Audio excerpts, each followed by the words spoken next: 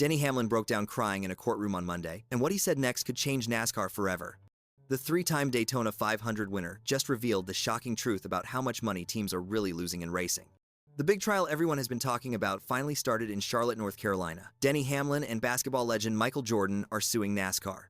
They say NASCAR is being unfair to race teams and making it impossible for them to make money. Hamlin was the first person to talk to the jury. When the lawyer asked him how he got started in racing, Hamlin started crying. He had to stop talking for a minute to calm down. He told everyone his dad is very sick right now, and that made him emotional. Hamlin explained how his working-class parents spent almost all their money to help him race when he was young. They nearly went broke, keeping his dream alive. When Hamlin was 20 years old, he had to make a tough choice. He said, "I could keep racing or go out and work for my dad's trailer business." He picked racing, and years later, he wanted to own a team, but he knew he needed help, so he called his friend Michael Jordan. Hamlin used to sit courtside at Charlotte Hornets basketball games when Jordan owned the team. They became friends, and Hamlin asked Jordan to be his partner. Hamlin told the jury something really important. He said, "If I can't be successful with Michael as a partner, I knew this was never going to work." That shows how hard it is to make money in NASCAR, even with one of the most famous athletes in the world helping you. Then Hamlin started dropping the real bombshells about money. He told the jury it cost $20 million just to bring one race car to the track for all 38 races in a season. And that $20 million does not include paying the driver or running the business office. It does not include social media people or sponsor events. Those are extra costs on top of the $20 million. Here is where it gets crazy. NASCAR gives teams something called a charter. If you have a charter, your car is guaranteed to race every week, and you get paid for it. In 2025, each charter pays $12.5 million. That sounds like a lot of money until you remember it costs $20 million to race. That means teams are losing $7.5 million before they even think about driver salaries and office expenses. Hamlin explained that team owners have to raise tens of millions of dollars in sponsorships just to break even. He said owners are essentially just professional fundraisers. He told the jury, "The difficult part is coming up with tens and tens of millions just to break even. Your costs aren't covered to put on NASCAR's show." The numbers got even more shocking. Hamlin said his team, 23XI Racing, bought 3 charters from other teams. The first one cost $4.7 million. The second one cost $13.5 million. The third one cost $28 million. That is a total of $46.2 million spent on charters. And here is the sad part. All 3 of those charters came from teams that went out of business. Hamlin pointed out that 11 of the first 19 teams that got charters are no longer racing. They closed down. They could not afford to keep going. Hamlin said, "Only one side is going out of business," and he meant the race teams, not NASCAR. The team also built a fancy headquarters called Airspeed. That building cost $35 million. Hamlin said they had to spend that much money because they are competing with other teams and even NASCAR itself to get sponsors. Now, you might wonder how 23XI Racing stays in business. Hamlin said it is all because of Michael Jordan. In the team's first year in 2021, they spent $18 million and made a tiny profit of $400,000. Over the next 3 years, they brought in $40 million in sponsorships because Jordan's name opens doors. Without Jordan, Hamlin said the team would lose money every year. But 23XI Racing is the exception. Hamlin's lawyer, Jeffrey Kessler, told the jury that Bob Jenkins owns Front Row Motorsports. Jenkins has been racing since 2004, and his team has never made a profit, not once in 20 years. His team even won the Daytona 500 inches, 2021, one of the biggest races in NASCAR, and he still lost money that year. Kessler shared another stunning fact. NASCAR paid for a study that found 75% of teams lost money in 2024. 3 out of every 4 teams are losing money.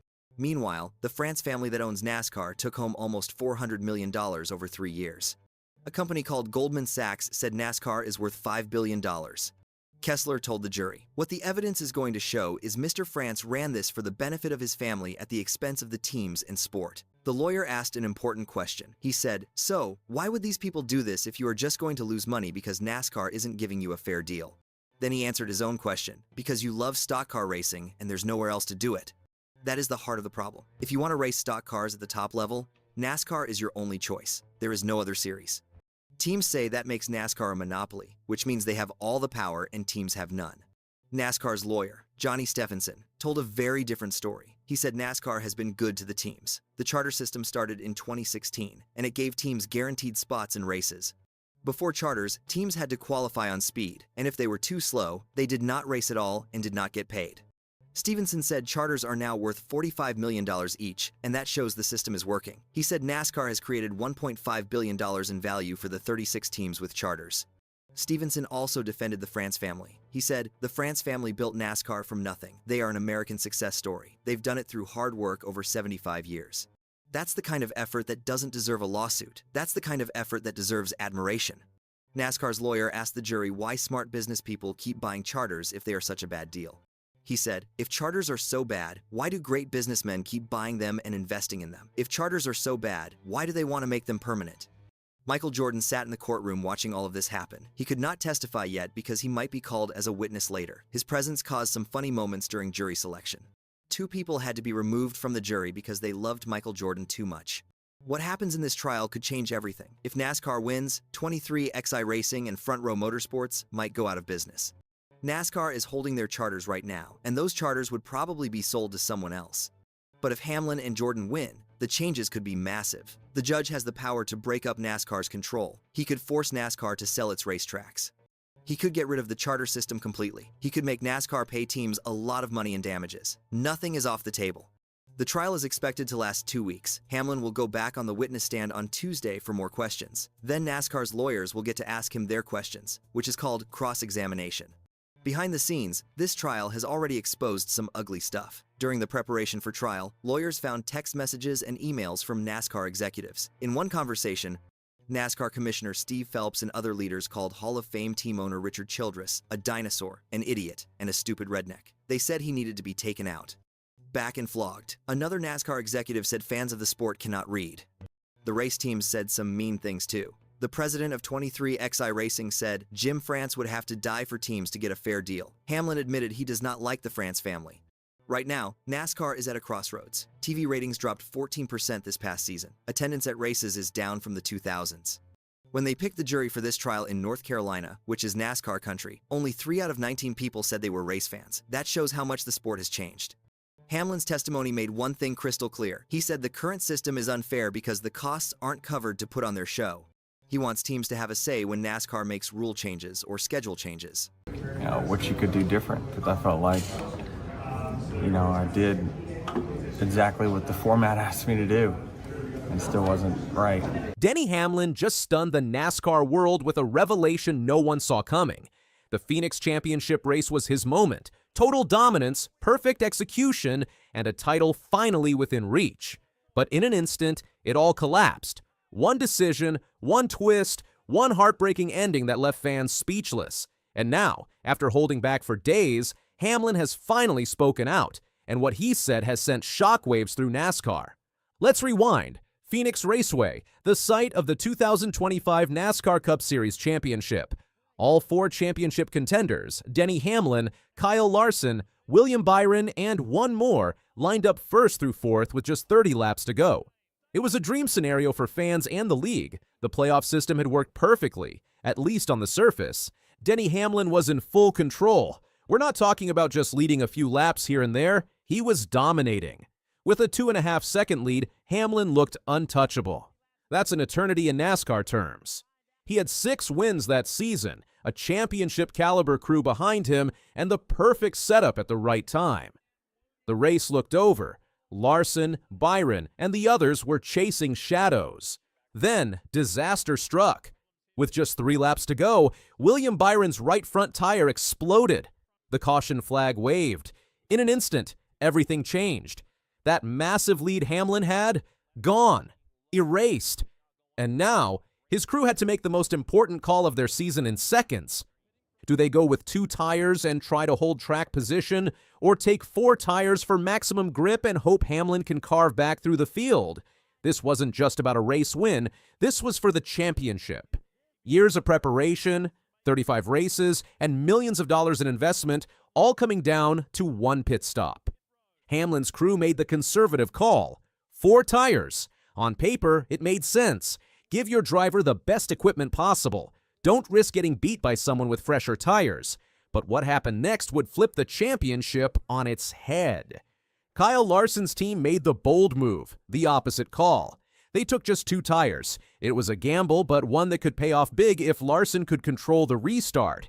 2 tires meant less grip, but faster pit exit time, and most importantly, track position. That decision would change everything.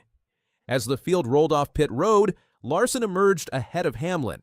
He'd sacrifice some grip for the advantage of clean air and front row control. When the green flag dropped, all eyes were on him. The restart was pandemonium. Larson launched perfectly, using every bit of momentum from those two fresh tires to hold the lead line. Hamlin, buried deeper in traffic with 4 fresh tires, struggled to make up ground. It didn't matter that his car had been the fastest all day. The chaos of the restart erased every ounce of his dominance. Larson held on just long enough. Despite the grip advantage of others behind him, his track position and flawless driving made the difference. As the laps ticked down, Hamlin could only watch from behind. Every turn, every second was slipping away. The car that had looked unbeatable was now boxed in. When the checkered flag waved, Kyle Larson crossed the line in 3rd place, but crucially, ahead of every other championship contender. Brad Keselowski won the race, but Larson won what mattered, his 2nd NASCAR Cup Series title. Denny Hamlin, meanwhile, finished outside the necessary position to claim the crown. The heartbreak was immediate. After the race, Hamlin's face said everything. The disbelief, the devastation, the exhaustion. He had done everything right until that fateful pit call. And then he spoke. "We were 40 seconds from a championship. It's just unfortunate," Hamlin said. "The only difference before is the cautions came maybe a little sooner than that, but I don't know. It's just, gosh, you work so hard. It's just, this sport can drive you absolutely crazy because it's just that sometimes speed, talent, all that stuff just does not matter." Yeah, there's not a whole lot second guessing, I would say. I mean, certainly from my standpoint, there's just not much. I did exactly what the format asked me to do, and still wasn't right. Hamlin's comments weren't just about the pit stop, they were about the system itself, the playoff format. And while he didn't outright criticize NASCAR, his tone spoke volumes. This wasn't just a driver venting frustration. It was a veteran questioning the fairness of how champions are crowned. For context, NASCAR's current playoff system creates a final race where 4 contenders compete head-to-head, and the highest finisher among them takes the title. It's thrilling, unpredictable, and perfect for television, but sometimes cruel for the drivers. Under the old Winston Cup point system, Hamlin would have been champion already. His 6-win season and unmatched consistency would have locked it up weeks ago. But under the current rules, 1 late caution and 1 strategic call erase months of work. And that's where Hamlin's bombshell landed. Everything I really prepared for happened today, and I felt like we responded, losing track position at one point and just battling back. Did really well on restarts, hadn't been good on restarts for the bulk of the year. The team brought a great championship car, and I felt like I drove it just right up until 2 laps to go. This is the part that stinks. That statement lit up the NASCAR community. Fans flooded social media, some agreeing, some calling it sour grapes. But many understood what Hamlin meant. The heartbreak was real, and his words echoed what traditionalists have been saying for years. The current system may create great TV, but does it truly crown the best driver? Meanwhile, Kyle Larson was basking in the glory of his 2nd title. He acknowledged the gamble his team took and how close it came to backfiring. I mean, really, I'm just speechless. I can't believe it. We had an average car at best. We had the right front go down, lost a lap, got saved by the caution, did the wave around, was really bad that run. We took 2 tires. I was like, oh God, here we go. We're going to go to the back now. And that's the irony. The very thing that cost Hamlin the title is what gave Larson his. 2 different philosophies, one conservative, one bold, and only one could win. As the dust settled, Hamlin walked away empty-handed again. 6 wins, most laps led in the final race, but no championship trophy. The sting of coming so close, again, was almost unbearable. This loss will haunt him. It's not just the missed title, it's how it slipped away. A driver who had everything under control saw it vanish because of a split-second call and a 2-tire gamble that changed everything. Hamlin's remarks have sparked a deeper debate. Is NASCAR's playoff system really fair, or has it become too focused on drama over merit? The 2025 finale was everything NASCAR executives dreamed of. Intense, unpredictable, unforgettable. But for purists, it highlighted the system's biggest flaw, that sometimes the best driver doesn't win. In the aftermath, pundits and fans alike are calling this one of the most painful losses in modern NASCAR history. But even in heartbreak, Hamlin showed class and composure. He didn't point fingers. He didn't lash out. He just told the truth. And that truth may force NASCAR to take a hard look at its own system, because if a driver can dominate a championship race, lead nearly every lap, and still lose the title to someone who didn't win the event, then maybe it's time for a conversation about what defines a true champion. Denny Hamlin didn't just lose at Phoenix. He exposed the cracks in the system. He reminded everyone that in this modern era of NASCAR, greatness alone isn't enough. You also need timing, luck, and sometimes the courage to gamble. One race, one decision, one bombshell, and NASCAR may never be the same again. Chris Gabehart says, I'm swinging for the fences. I'm going to put a piece of 10-inch tape on your car. The infamous tape. And it blew the engine up. And it's like,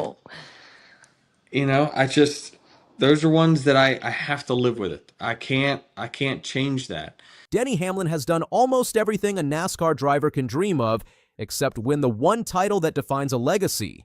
60 career victories, 3 Daytona 500s, and years of dominance. Yet the championship has always slipped away. Fans call it fate, others call it a curse. But now, just days before his next shot at glory in Phoenix, Hamlin has finally spoken out. In a rare moment of reflection, the Joe Gibbs racing star addressed the so-called championship curse that's followed him for more than a decade. And to see why Hamlin's words matter, you first have to understand the pattern that's haunted him for years. Denny Hamlin isn't just a top-tier driver, he's a fixture of the sport. From Daytona to Darlington, he's conquered nearly every challenge NASCAR has thrown at him. But the title? That remains elusive. For many fans, it's baffling. How can someone this good, this consistent, this dominant, keep coming up short? Heading into Martinsville 2025, Hamlin didn't have to stress. Thanks to his win in Las Vegas, he had already secured his place in the Championship 4. It was his 60th career win, another reminder of his excellence. But even with that victory, there was an underlying tension. The playoffs are about one thing: winning the title. Hamlin has come close multiple times, most painfully in 2019, when a late race mistake and strategic missteps allowed teammate Kyle Busch to snatch the title from his grasp. That loss, more than any other, still lingers. I had them right here, and I let them go. Hamlin admitted, speaking candidly about that crushing defeat. But time has given him perspective. Than it was early in my career, such as 2010, where it's like, man, I had him right here, and I let him go. I have to live with it. I can't change that, Hamlin reflected after his Las Vegas win. At the end of my career, it's been far more of the I'm okay with the result because I did the best I could than it was early in my career. Those are ones that I have to live with it. I can't change that. And I feel like at the end of my career, it's been far more of the I'm okay with the result because I did the best I could. Mm-hmm. This is a different Denny Hamlin than the one fans saw years ago, one who wore every near miss like a scar. Now he's focused on execution, not drama, not what-ifs, just performance. I just hope that I leave Phoenix knowing that I did the best that I could do. There's nothing I could have done different, and I think I'm still going to be very gratified with whatever result that is. I just hope that I leave Phoenix knowing that I did the best that I could do. There's nothing I could have done different, and I think I'm still going to be very. That might sound like acceptance, but don't mistake calm for complacency. Hamlin is hungry, and for the first time in a while, he's letting the results take care of themselves. But even with his new outlook, fate had one more cruel twist in store. 11 running really, really good. You see the engine just lay down, smoke out the pipes, and this has been this concern, right? The 11 has a throttle issue at Talladega, a starter issue here. Now it blows up in the race. So you see the frustration for Denny Hamlin. He knows next week he has a chance to win his first championship. At Martinsville, Hamlin's race ended abruptly in Stage 3. From second place, his number. 11 Toyota simply shut down. No warning, no noise, just silence. An engine issue, his third mechanical DNF of the season. Obviously something major, mechanical, Hamlin said. The engine simply shut all the way off. It was eerily similar to what happened to teammate Chase Briscoe earlier in the same race, and with Phoenix looming, the timing couldn't have been worse. Still, Hamlin stayed composed. I could be worried, but I can't do anything about it. So, I'm still optimistic. We're going to put our best foot forward. To some, Hamlin's string of misfortune is evidence of a curse, a cosmic joke at the expense of a generational talent. But Hamlin isn't buying into that narrative. He's not ignoring the setbacks. He just refuses to be defined by them.